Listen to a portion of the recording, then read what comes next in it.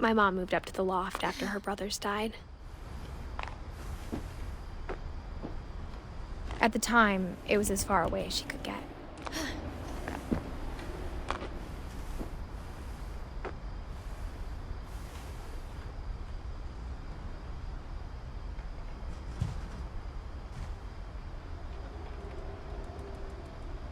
Religion was another thing my mom never talked about, but I think it helped her a lot after her dad died.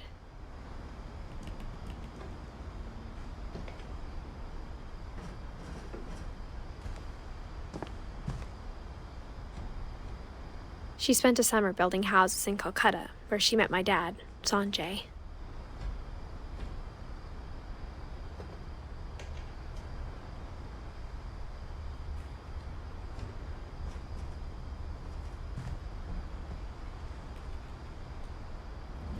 My mom moved to India a week after graduation and got a job teaching English. Louis was born a year later.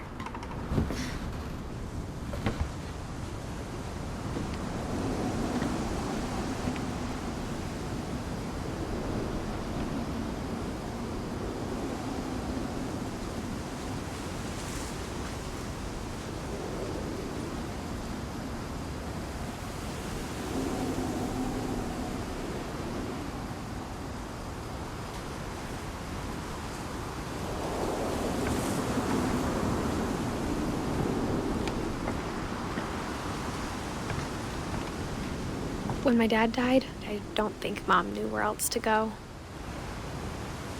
I'm sure Edie was happy to have her back.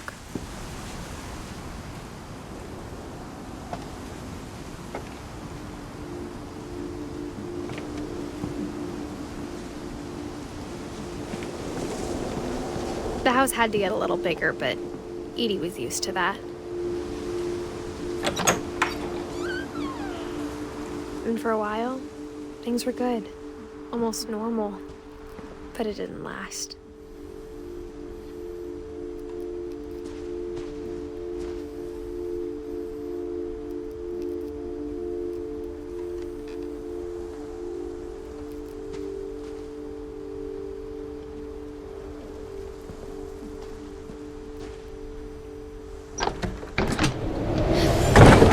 The beginning of the end was Milton's 10th birthday, when Edie gave him a castle.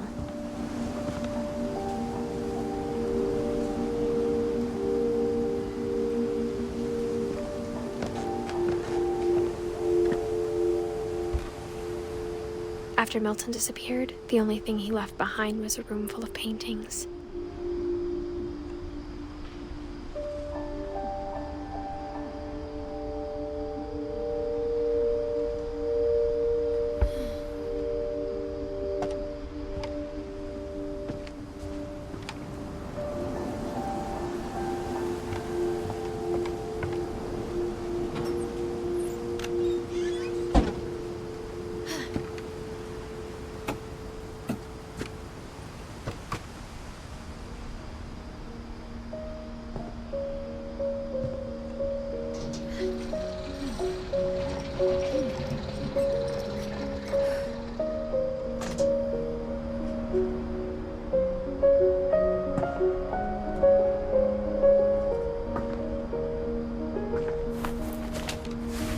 Milton Finch in The Magic Paintbrush.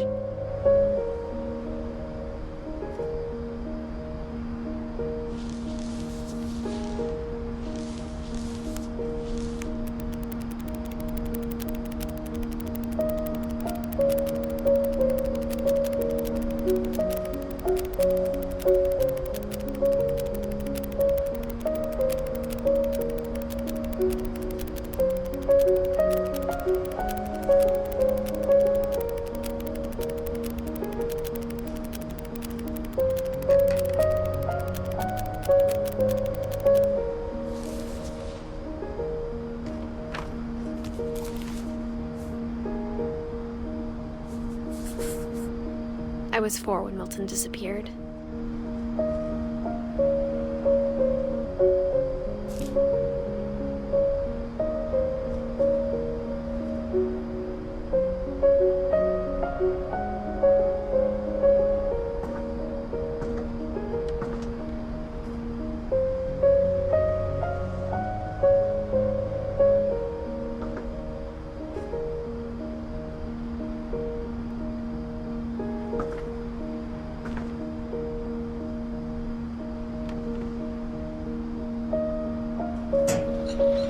Mom spent months searching for my brother. Then she sealed the doors.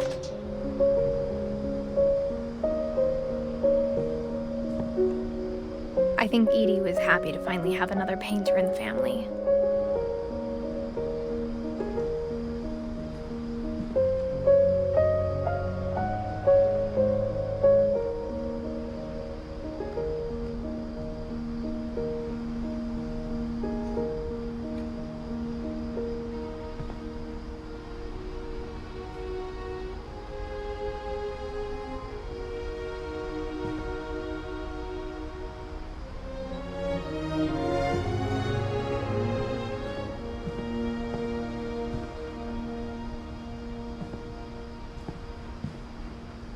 Whatever Milton had found in the house, Mom didn't want it getting out.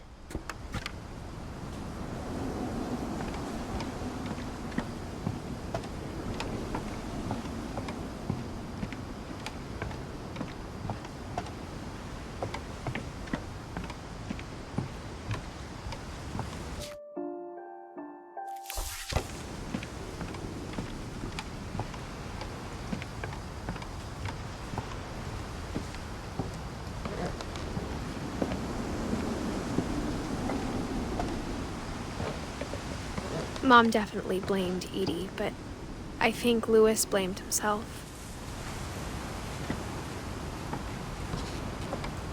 After he graduated, he just spent more and more time in his room, until Mom got him a job at the cannery.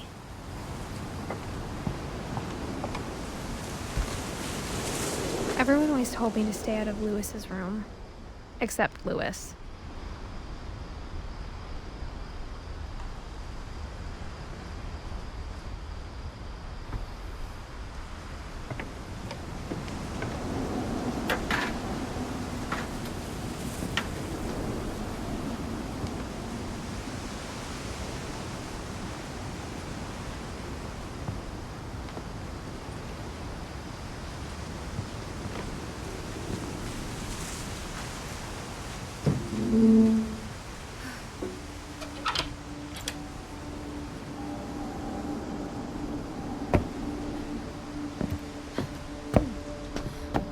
Louis's room smelled very, very familiar. That part of him lived on.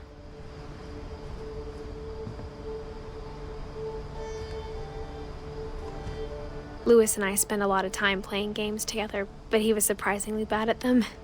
He died a lot.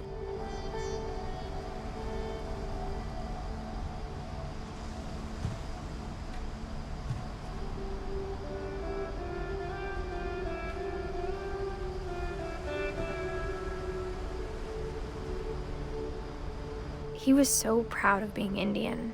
I think for him, it was a way to be something other than just a Finch.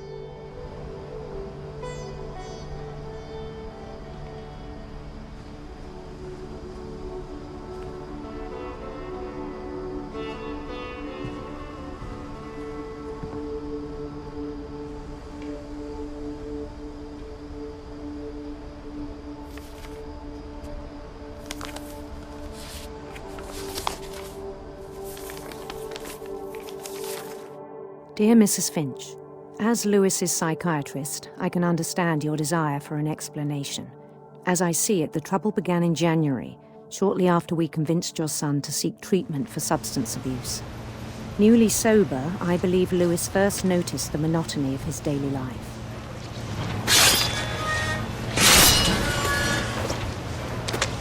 He kept working at the cannery, but he withdrew part of himself. In our sessions, I saw the same behavior. His mind began to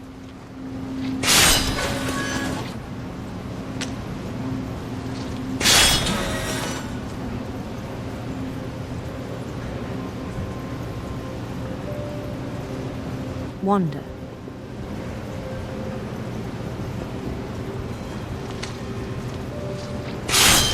I asked him to describe it. He said he started small, imagining a labyrinth. He'd feel his way about.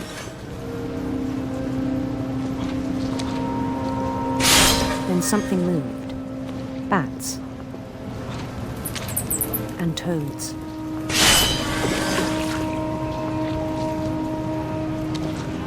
And things that have not names.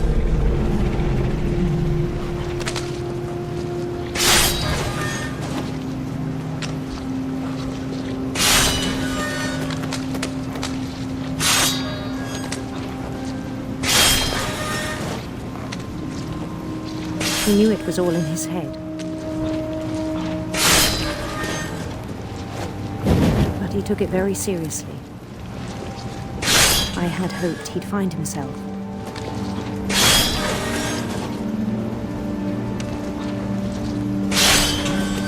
But he found something more.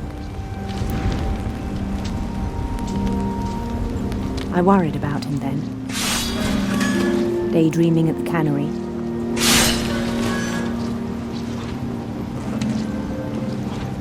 I spoke with his boss.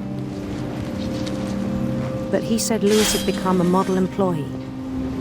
Methodical, tireless, focused. Like a whole new Lewis. So I let him go on.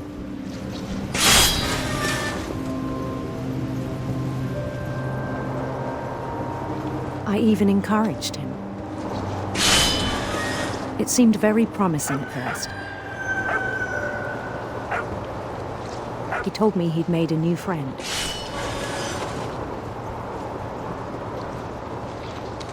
On the edge of a city named Lewis Topia. He built the city up slowly, brick by brick. Then he made musicians.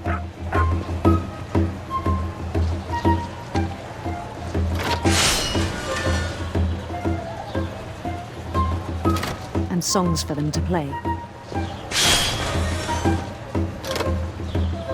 He talked about starting a band.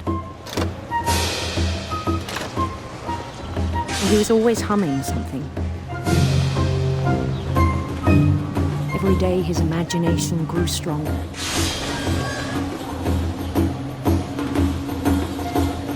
He no longer spoke at the cannery. But his chopping was as reliable as ever. Then one day it struck him that all the cheering crowds, even the stones under his feet,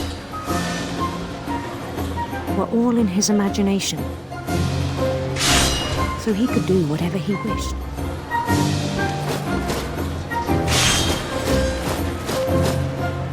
He held an election for mayor.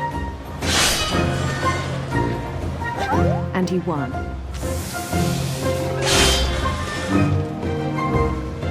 They begged him to stay, but his mind was already wandering.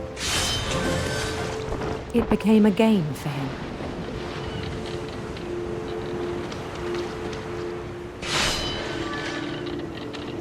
He'd conquer a city, then immediately push on. New Louisville.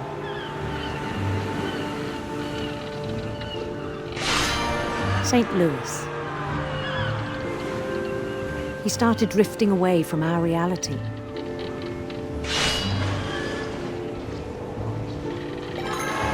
Minneapolis, until one day he forgot to go home from the cannery.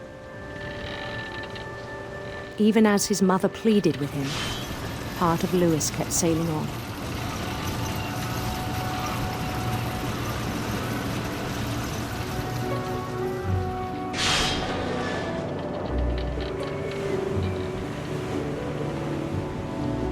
In Lewisburg, he heard rumors of a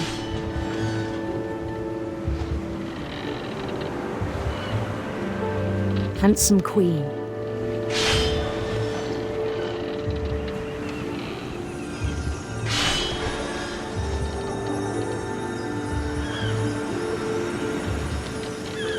The queen was on her own quest for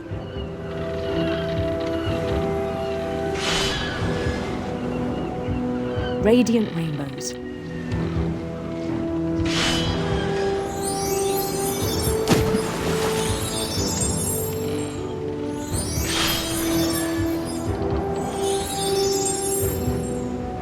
He followed the sound of her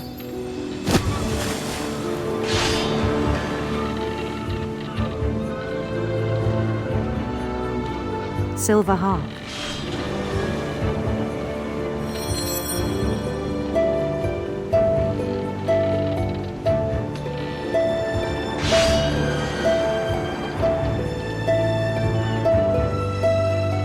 His chase led him to a golden palace east of the sun and west of the moon.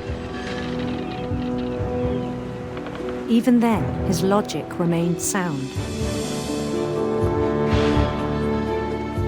He knew the world was all in his imagination.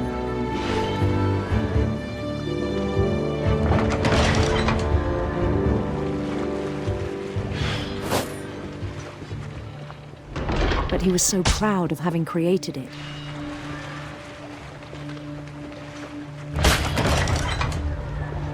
In his own eyes, he'd become something greater than a king.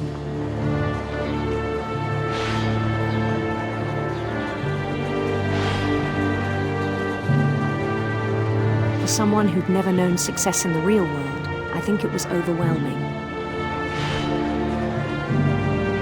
And then it struck him that the real Lewis was not the one chopping salmon, but the one climbing the steps of a golden palace.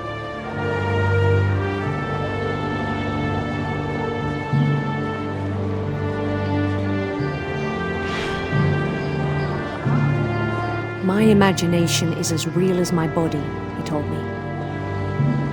It was hard to argue with him.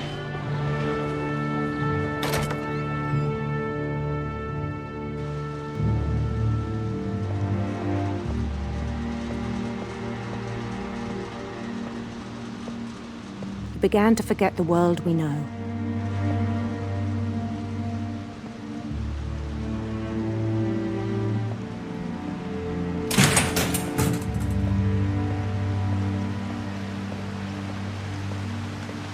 I think it pained him to remember Lewis, the cannery worker.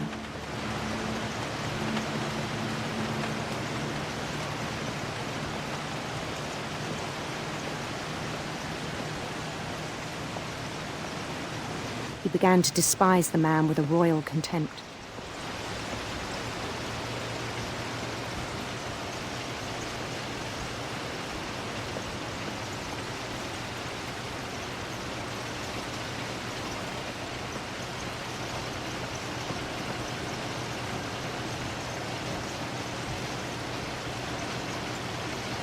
I still thought I could save him.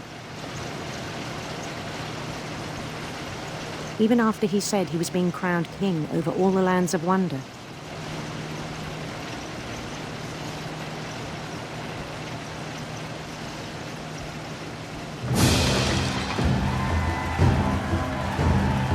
The palace would be packed with his companions.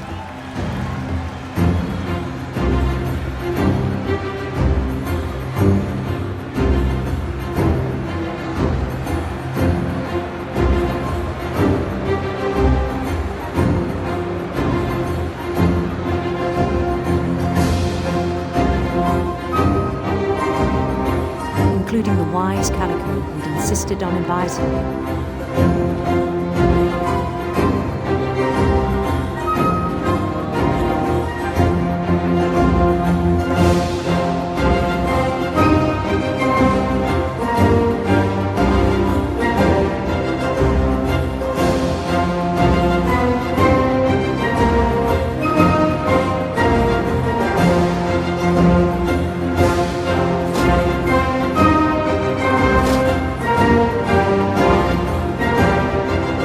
Queen waited, holding his crown.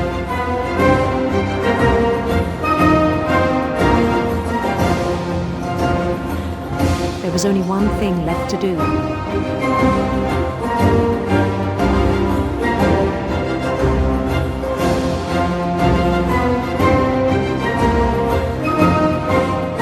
Bend down his head.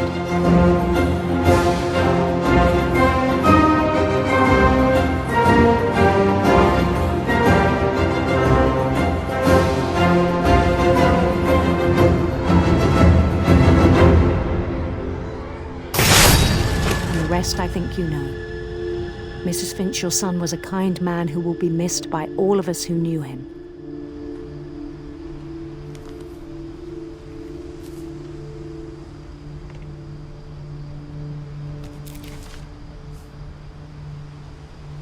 My brother was really cool. I wish you could have met him.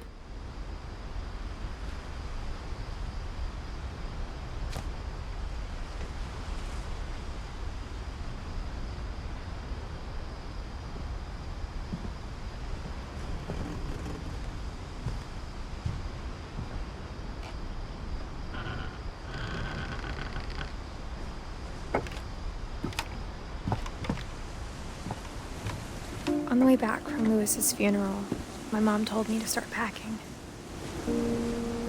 She waited until the day before we left to tell Edie.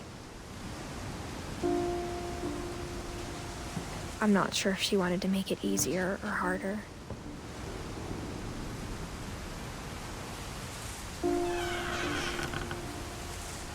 I wish we'd stayed.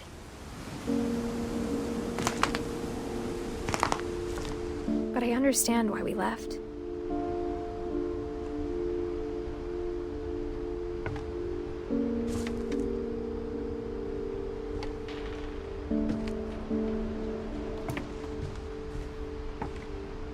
My mom ended up leaving everything behind.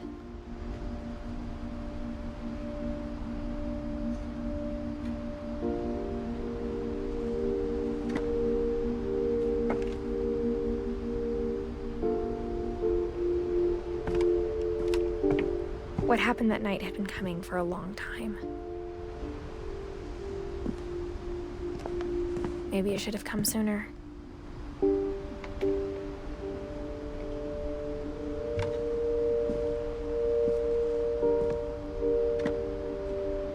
But it had to end one way or another. All that's left now is to tell you about that last night.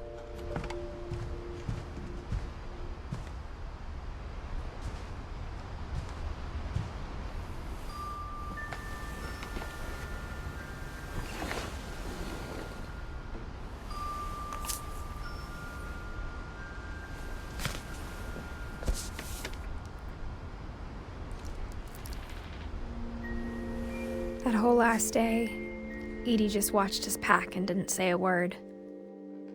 Until supper, when she raised her glass and said, "To our final night together, and all our final nights apart." Grandma, you know what I said about alcohol.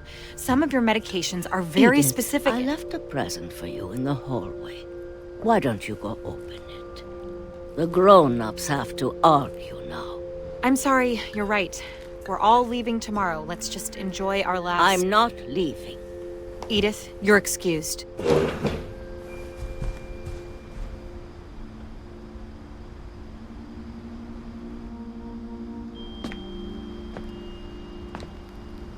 the power had been shut off that morning, but Edie always had plenty of candles.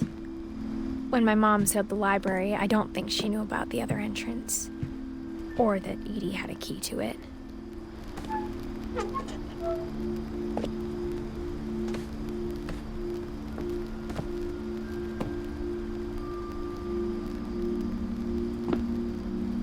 That thing you're afraid of isn't going to end when you leave the house. Edith has a right to know these stories. My children are dead because of your stories!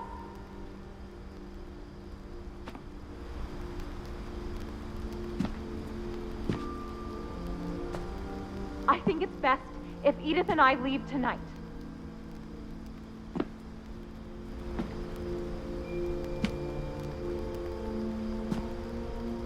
We'll have the nursing home send a van for you in the morning, okay?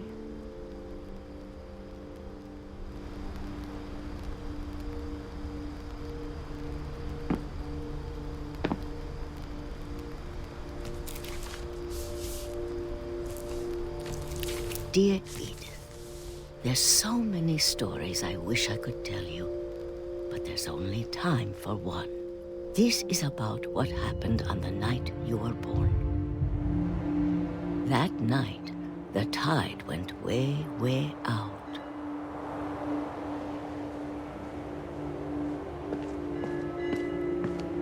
was the first and last time I ever saw the old house aground. There'd been an earthquake out in the middle of the ocean. They called it the lowest tide in 1,000 years. God, it smelled awful. You know, I've seen that house every day of my life.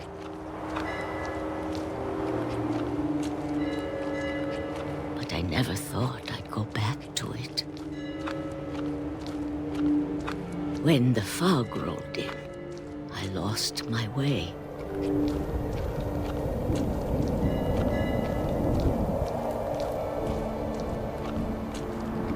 I got turned around.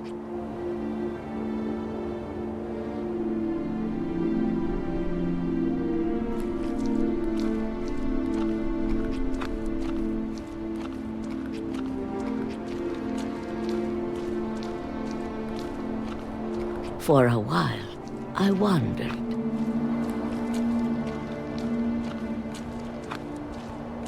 I started seeing things.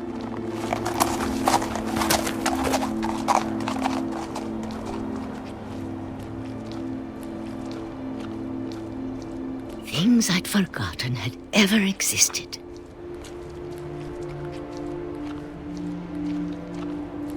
But when I saw them, they felt like old friends. That night, a lot of things came back to me.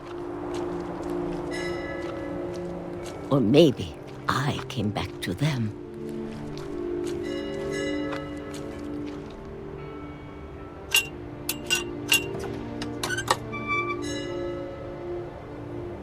Things I can't explain, but that I need you to try and... Edith, what are you doing in here? It's mine. Edith! Mom, you're gonna rip it! Let go!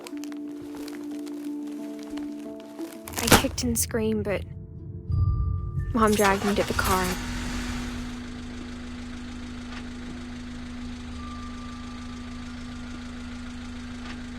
I never saw Great-Grandma Edie again. The next morning, the van came to pick her up, but she was already gone.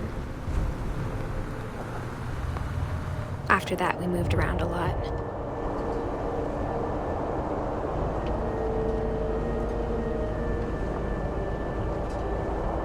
We both tried to make the best of it.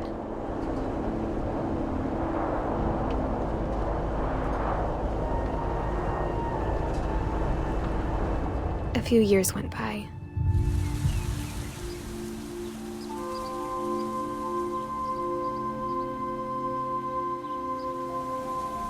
My mom didn't like to talk about it, but she started getting sick a lot. The rest happened pretty quickly.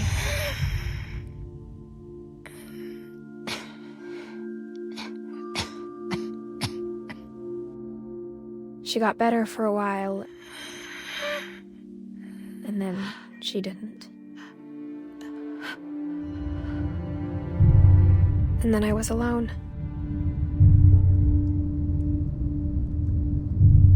The last Finch left alive.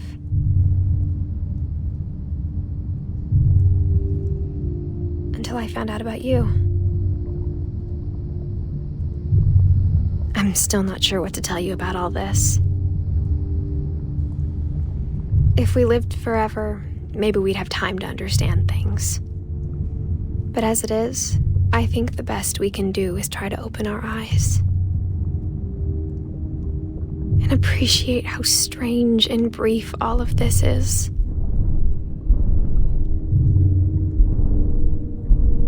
This journal was supposed to be for you. But now I hope you'll never see it. I just want to meet you and tell you all these stories myself. But I guess if you're reading this now, things didn't work out that way.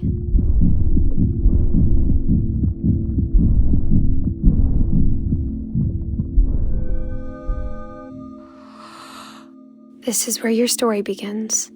I'm sorry I won't be there to see it. It's a lot to ask, But I don't want you to be sad that I'm gone. I want you to be amazed that any of us ever had a chance to be here at all. Good luck.